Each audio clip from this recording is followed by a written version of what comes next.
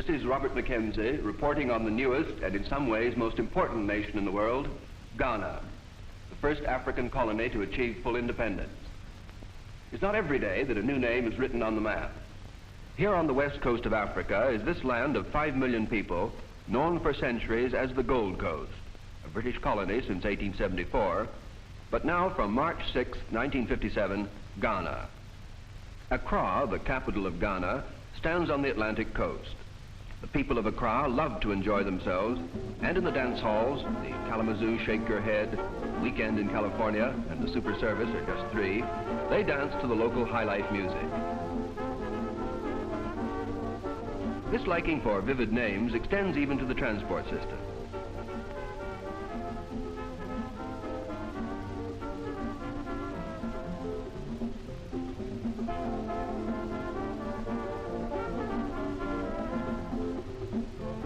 But essentially, Accra is a town of bustling prosperity. Everywhere, new buildings are going up. Banks,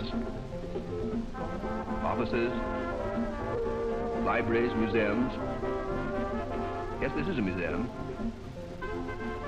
Hotels. A vigorous modern town. A fact that is emphasized by the prevalence of that ultimate in a city's sophistication, the traffic jam. The present prosperity of Ghana stems from one crop, cocoa. About a quarter of America's supply comes from here. But the country is rich also in timber, gold, diamonds, manganese, and bauxite. The development of these resources will probably be Ghana's main task in the next decade. A related problem, and one that greatly interests those overseas investors whose support the government needs, is that of the supply of Ghanaian administrators to oversee such developments. I talked about this to Mr. Robert Gardner, who's the senior civil servant in the Ministry of Housing. Well, the junior service is all African already. And in the senior service, we have an equal number of Africans and non-Africans in the service. And what's your policy for the future? Do you hope to Africanize the civil service completely? Well, we don't expect any sudden alteration in the trends already established. Some of the European members of the civil service have indicated their intention to leave. Some have already left, and others have thrown in their lot with us. We don't intend to build a service based exclusively on race. I hope we shall be reasonable enough always to seek for the services of men wherever we can find them. But the University College of the Gold Coast and the College of Technology are stepping up their program, and we shall have most of our men coming from there naturally. So the young men and women at the University College and those at the secondary schools bear a heavy responsibility. From their ranks must come the administrators, lawyers, doctors, teachers, technicians, and businessmen who will guarantee Ghana's future.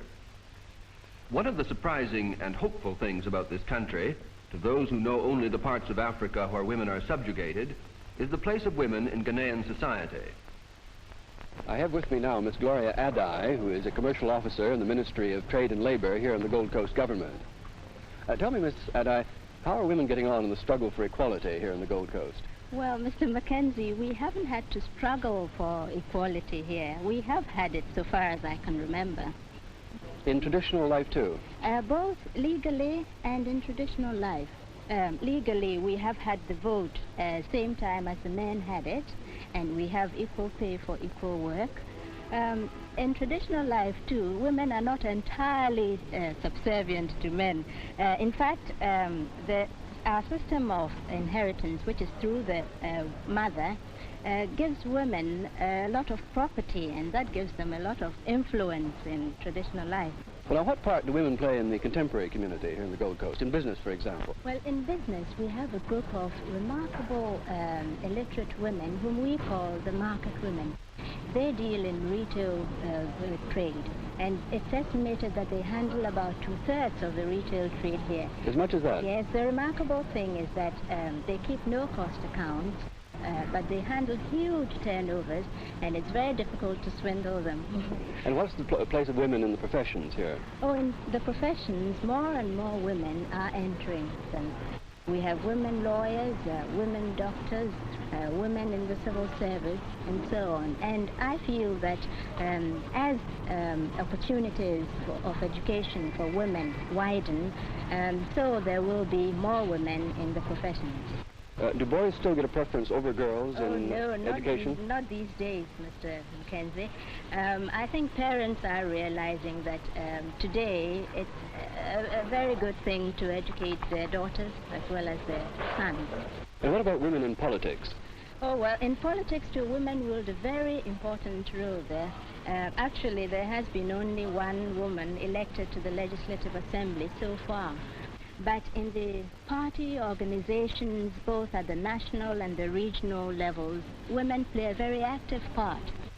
And I'd like to add, too, that women are becoming increasingly aware of the power they wield simply because of the mass support they can give to any party here.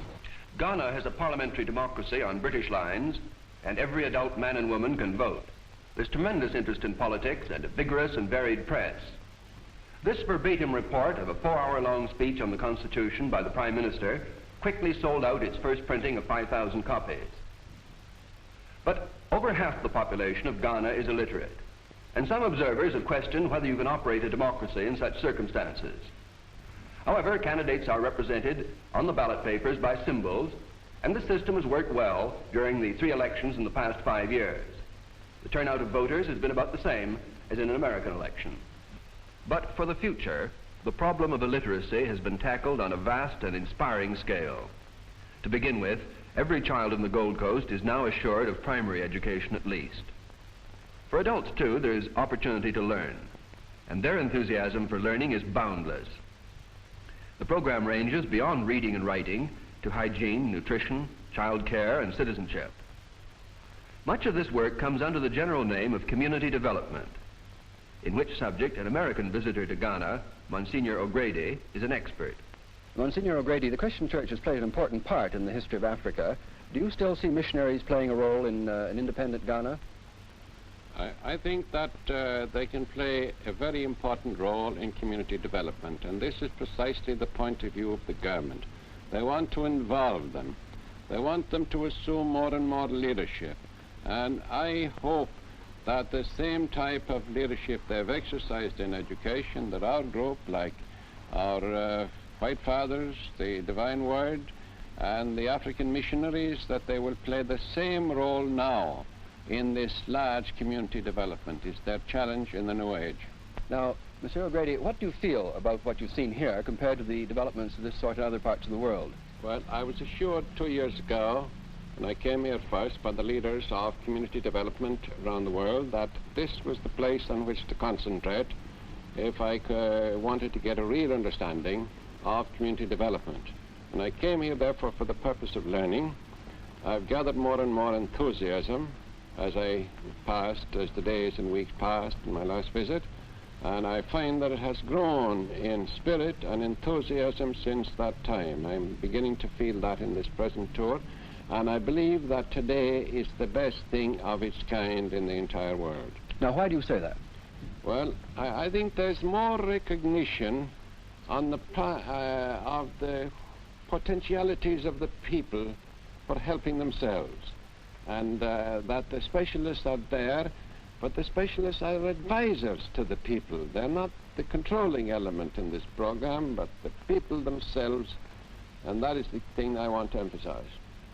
Now, what do you think of what you've seen of the role the British have played here in this part of the world? I have paid tribute several times to the British leadership in the development of this program. I think they've shown an unusual understanding of it, and I've learned a great deal from the young British technicians in this program, their enthusiasm, their ability to use mass media. I think their leadership and then their understanding of the young African, their ability to get next to him, I think that has been the outstanding, the things that stand out in my mind mostly about the contribution of the British here. Do you think other parts of the world have something to learn from the Gold Coast?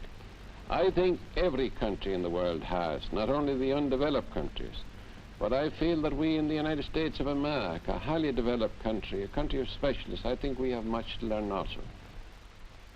Since 1945, Britain has granted independence to over 500 million colonial peoples in India, Pakistan, and Ceylon. And all of these countries have chosen to become members of the British Commonwealth. So too with Ghana, thus adding the voice of tropical Africa to the Commonwealth. Now, some people see this grant of independence to colonial territories like Ghana as a climb down by Britain. But in fact, it's been deliberate British policy to bring its territories to the point where they can manage their own affairs. As one British administrator put it to me, we've been trying to work ourselves out of a job. Meet now the man who has led this new nation to independence, Dr. Kwame Nkrumah, Prime Minister of Ghana. After he had visited your country, John Gunther, the American writer, said that he thought Ghana had one of the greatest opportunities in the history of mankind. Now, would you agree with that? I do, because this is an opportunity for the African to demonstrate to the world that the African, given the chance, can manage his own affairs. And can you live up to this chance, do you think? I think we are prepared to live up to this opportunity. We have had 5 years of what we call internal self-government. And now we are going into a period of complete independence and sovereignty. And with the experience we have had, I'm quite sure that we shall be able to live up to this opportunity. Ultimately, the strength of a nation lies in its people, and Ghana is strong. This is the village of Apapam, enclosed by hills. The next village is 8 miles away as the crow flies, but more than 100 by the existing road. And so the people of Apapam are building themselves a road, each man of the village giving 1 day's voluntary work each week. It may not sound much, perhaps, a road of just 8 miles, but come along the 2 miles they've already built. See the men of Apapam hack their way through the mountain and virgin forest, and judge then the strength of Ghana.